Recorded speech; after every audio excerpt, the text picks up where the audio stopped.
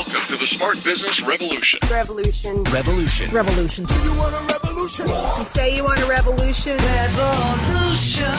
The revolution. It's going on right now.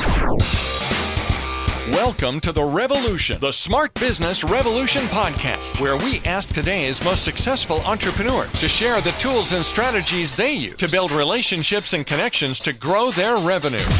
Now, your host for The Revolution, John Corcoran.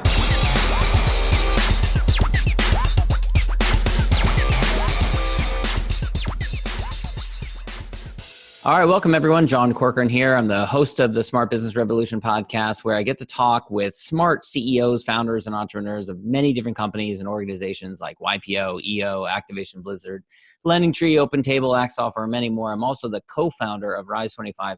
We help to connect B2B business owners with their ideal prospects. And I'm excited today because my guest is Sam Lundin. Sam and I connected quite a while back at a conference. We got some mutual friends in common, like our buddy Chad Rubin, founder of Scubana. And Sam is the founder and CEO of Vimbly. He's a former investment banker. He's been featured in numerous different print and TV media, in Fox News, Bloomberg, CBS, you name it. And Vimbly Group actually invests in and grows technology-enabled companies. So we're going to ask him about that and some of the different wins and stumbling blocks he's had along the way. He's got a portfolio of different companies and is acquiring different companies, both in technology-enabled and e-commerce. So we're going to get into that in a second. But first, before we get to that, this podcast is brought to you by Rise 25 Media. And our mission through Rise 25 is to connect you with your best referral partners and customers. And we do that through a done-for-you podcast solution. And I've been doing this for about 10 years now. It's one of the best things you can ever do for yourself personally or for your business. It's like a Swiss Army knife. It's a tool that accomplishes so much at once, and it can and will lead to great clients, referrals, strategic partnerships, and just wonderful relationships. And so I enjoy it, and I know you will too. If you want to learn more, go to rise25media.com. All right, so Sam, I'm excited to dive into your background and learn more about the various different wins you've had along the way. Now, you started in investment banking and working in a hedge fund, and you had this itch to go out and do your own thing. You're studying the technology companies, and you had the itch to do your own thing. And tell me about the first one that you did, which you actually did as kind of like a moonlighting gig. You started a business on the side while you're still holding down a day job. And tell us a little bit about that experience. Yes, John. So that was while I was still working, and with my business partner, Chris, we started Milk the City. And so this was sort of a Daily Deal inspired company. At a time when those were big, those types of companies. Yeah. Right. And in fact, it was actually just before they were even that big. At that point in time when we started, Milk the City, Groupon had raised their Series A, something like that. Okay. Or it was maybe right before that. So it was really early on in the process. I was pretty plugged into the technology space, so it seemed like an exciting opportunity. And it felt like these were going to take off. However, Milk the City failed. And the key thing there was, among other issues, we were both still working full time. So we were moonlighting on doing this. And that's where I learned that you can't be half a gangster, and that we were basically just able to partially spend time on it and not enough time. And that's not what entrepreneurship was, or what would require. And so as a result, when launching Vimbly much later, that was an all-in experience where I left my job to be able to do that. Yeah. And so when with the Milk the City one, was that a really painful failure? Was it kind of like, you put a little bit of time into it, and then early on you're like, okay, we gotta cut loose on this one? Or was it you had a team and you had to lay them off? Tell me a little bit. We did hire a team. So we did hire people to try to, what we were trading was it was less painful because we had existing jobs. So it was not a loss of income. I mean, it was a money losing business. So it was just simply stopping to do that. But it wasn't that money losing in that horrible of a sense. And I was generating income otherwise, since I was working at the time, and my partner was as well. So we were trying to trade kind of own back our time in exchange for paying others to do the work, but it just did not work out so well. The execution was not there. So Got it. fortunately, it wasn't so painful in that regard because it didn't destabilize me. Yeah. But at the same time, it wasn't as large of an investment. So what sorts of decisions did you make differently with Vimbly when you formed that, in addition to quitting your job? And was this with the same business partner? Same business partner. Okay. And we're still working together today. And so it really meant that if we were going to do it, we had to be all in, as opposed to trying to dip my toes in the water and see what would happen, right? And so the way I thought about risk was changing from that. In general, on my mind, so that was a risk mitigation strategy, to try to be working full time while doing that. It was with a capped upside. I hurt what we could do by doing that, and so I accepted I had to take more risk. And so when leaving to do Vimbly, on my mind, I mean, there's kind of the blue sky scenario and the downside scenario. So if things worked out, great. But if it didn't, I figured, all right, we would give this 1 year, and then I would just return to industry, were it to not work out. Got it. And Vimbly doesn't. I don't know it that closely, but you provide different activities and it looks like kind of deals. It looks kind of like a daily deal site to me. So how is it different, and why do you think it took off when Milk the City didn't? Yeah, the difference being, so Vimbly, we started Vimbly in 2011. Vimbly.com is like OpenTable for activities. We have the exact time slots for fun things to do. So if someone wanted to book a glass blowing class or an improv show, they could see the times, click, book directly, and they're done entirely. There's no process like on a daily deal site where you buy something, you get this dance studio coupon, you have to call them, and they just sold 1,000 of these, so they're sold out for the next 6 weeks, and you're this back and forth phone calling, horrible experience. Instead, you're only booking into a specific time slot, and that last mile of inventory, having that specific inventory information, is useful, and it's difficult. And so that is the key difference that we had. So it's obviously only certain companies you can partner with if you have that plugin, or in order to have that information.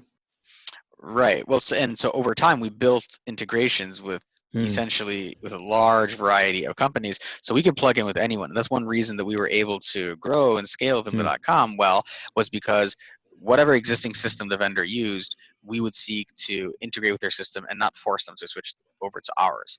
So from their point of view, it was far easier because there's a heavy switching cost when you switch your back-end inventory system. I see. Yeah. And what other things did you learn along the way with that? At what point did you realize that you had enough of a back-end software system that you could license this out? Because that's what you've done essentially. You started partnering with other companies. Go ahead. Right. Exactly. So Vimbly.com is just one of the business units within the Vimbly group. Over time, as we had grown, we scaled nationwide, and partner with Yelp, partner with Google, and also along the way, we started to license our IP and technology to other business units in exchange for rev share or equity stakes in those businesses. And this was an accidental discovery where we had built tools that were useful, and it was relatively high margin once we already had something built and the IP existed to be able to let someone else use it. And there's a case where someone wanted to license one of our traffic generation tools, and that was really where this got started, for the purpose of being able to attract users from Craigslist. And so we discovered that, and that was the beginning of the Vimbly group. So then the common theme, we're seeking to augment businesses' technology to operationally improve those businesses, and then we're getting involved in the long term because we want to have a long-term partnership with those businesses. So we benefit when they over time do very well as additionally also.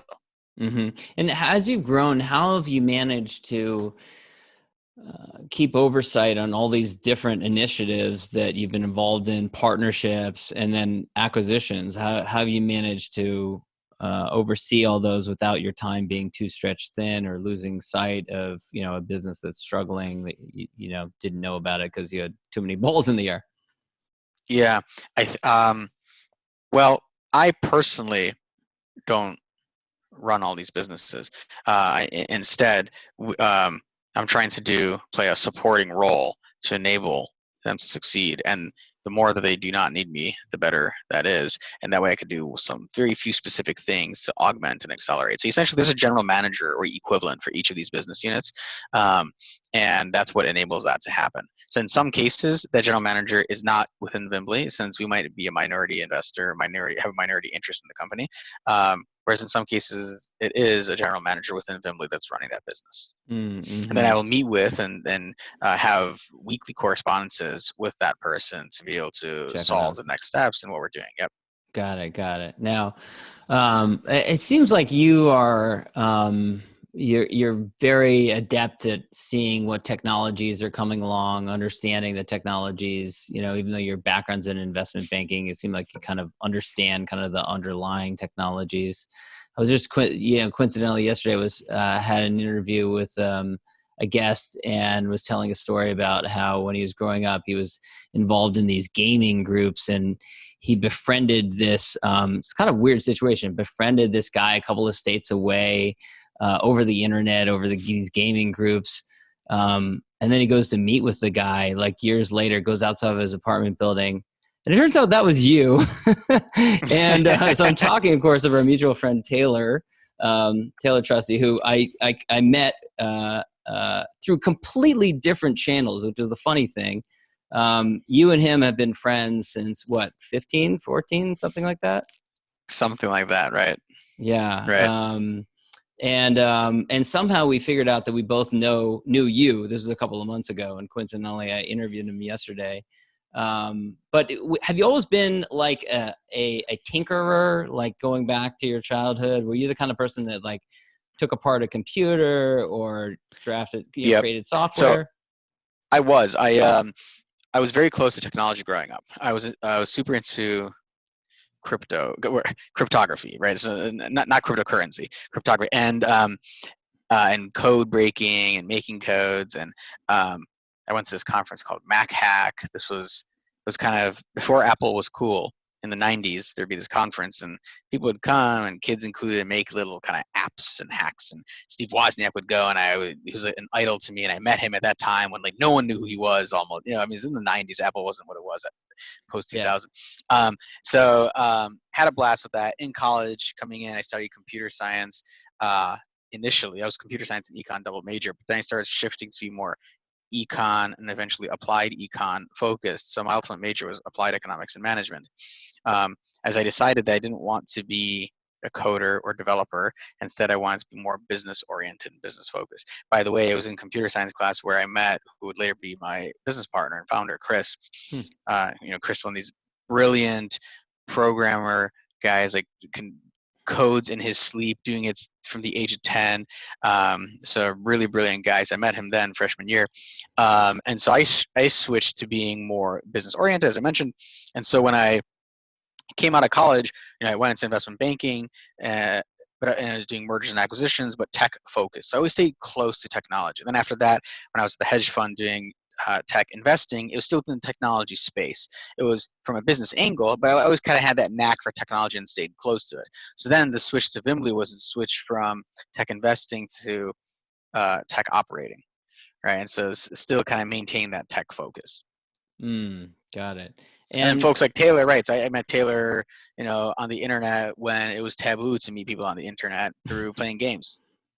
So we stayed in touch. Yeah, no, you did. The story that he told was that then years later, you're both in New York. You figure out somehow that you'd never met face to face, but you played games over the internet years earlier.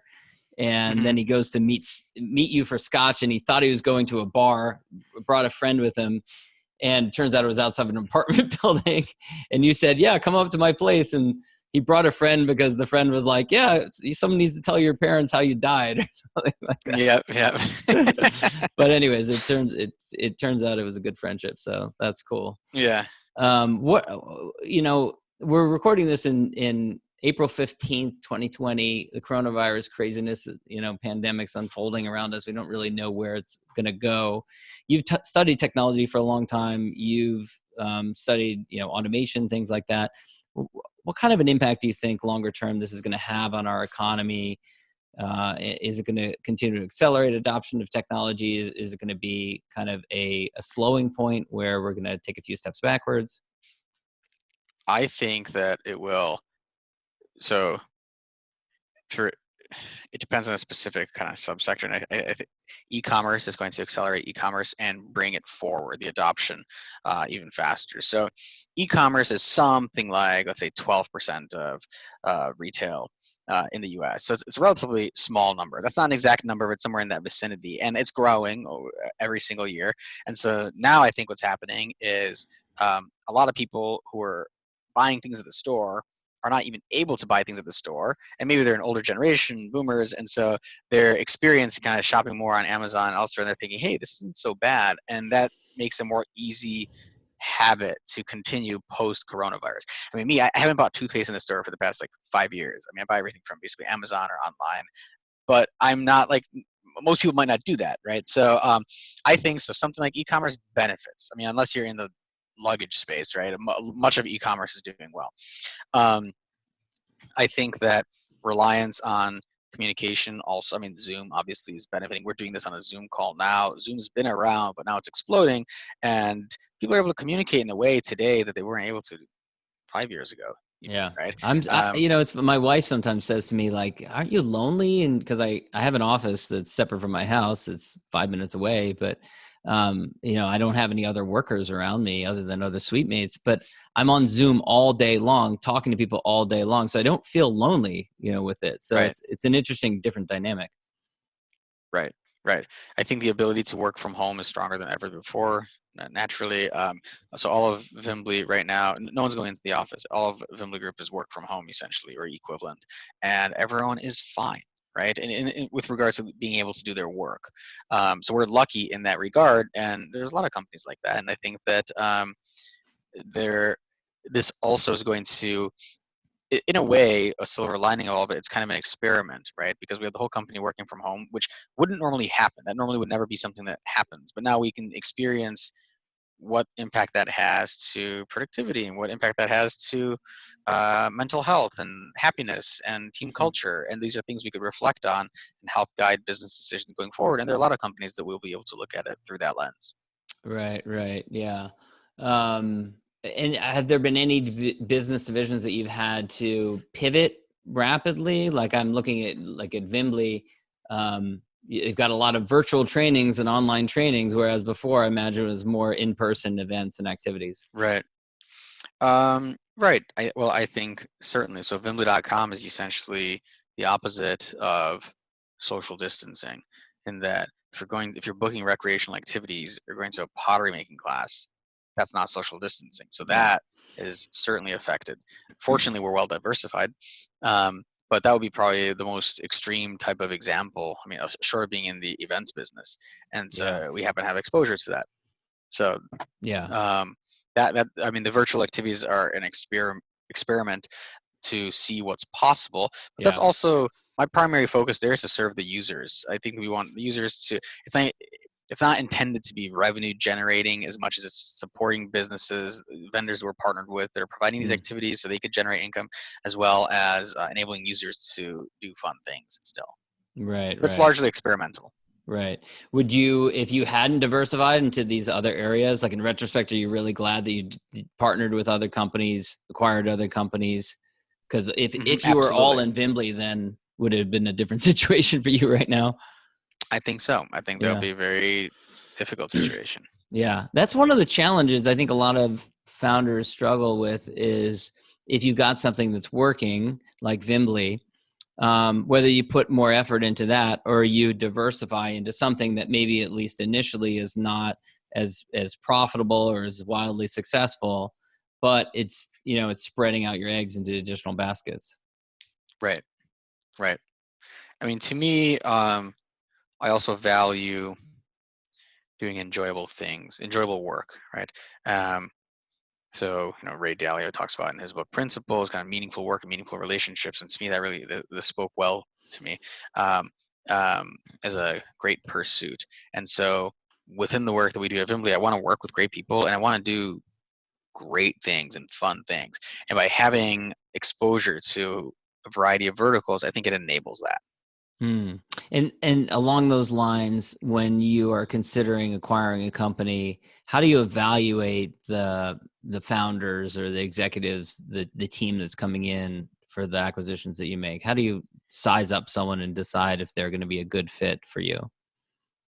Well, um, that's a good question. I think that there's the business and there's the people. So we've been focusing on e-commerce recently in terms of the acquisitions, and um, within that space, it's what can we do?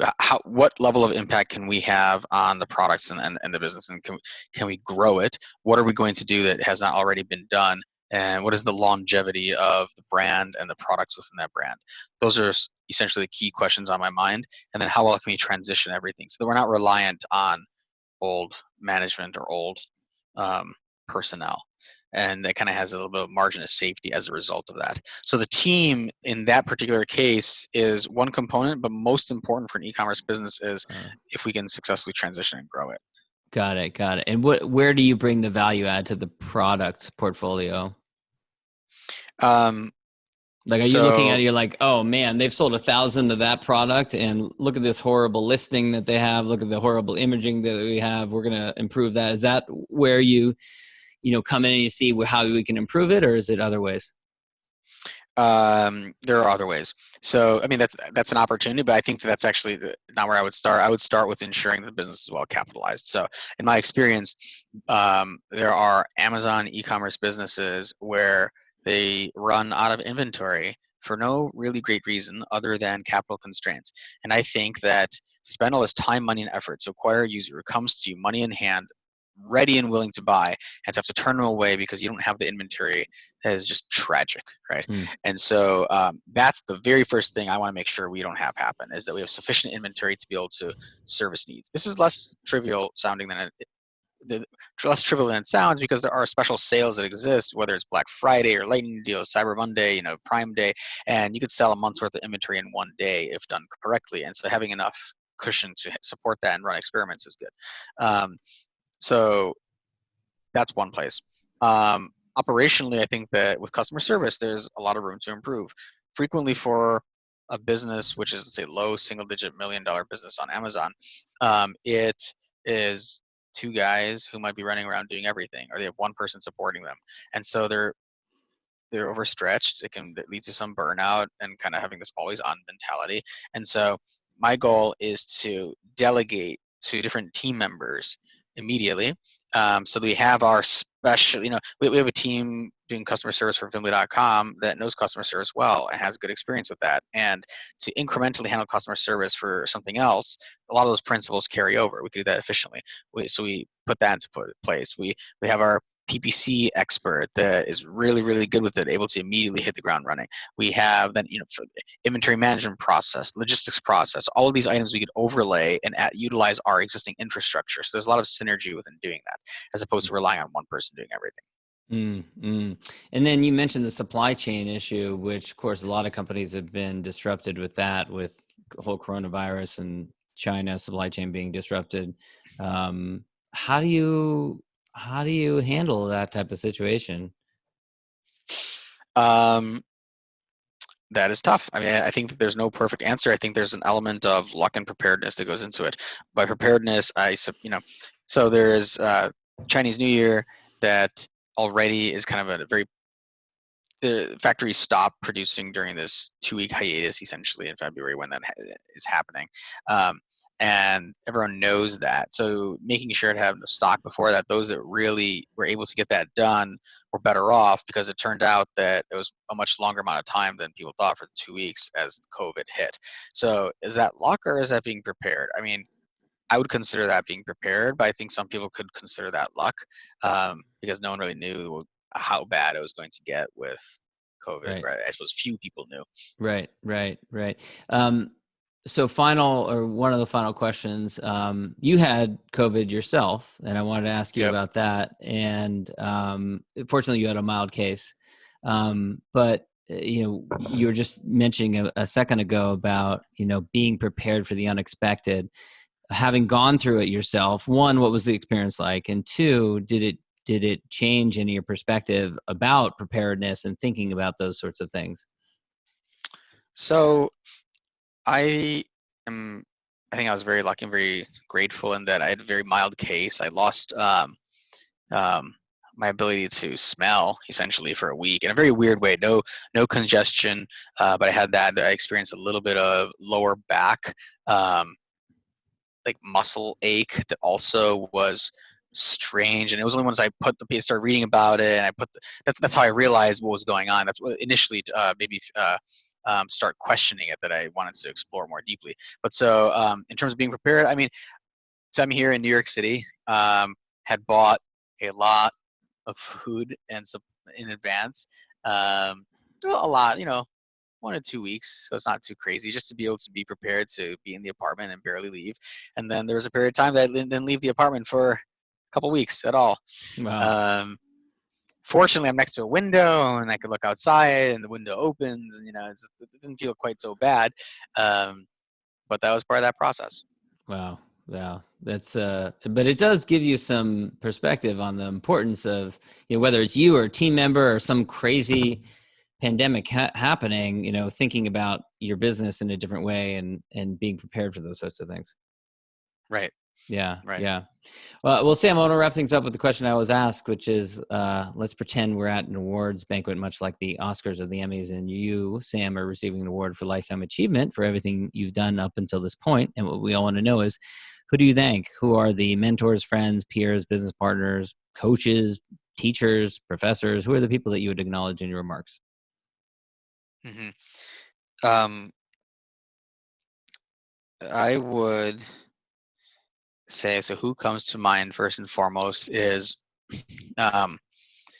my business partner, Chris, who has been in the trenches with me from day one, was very complimentary to me, who's kind of really, really, just one of the smartest person I know, brilliant tactician and developer and strategist. I think he's inspired me as well. So it's been a very useful, as we've been growing Vimbly together, to be able to rely on one another for unique perspective, and also kind of having an even-keeled ability to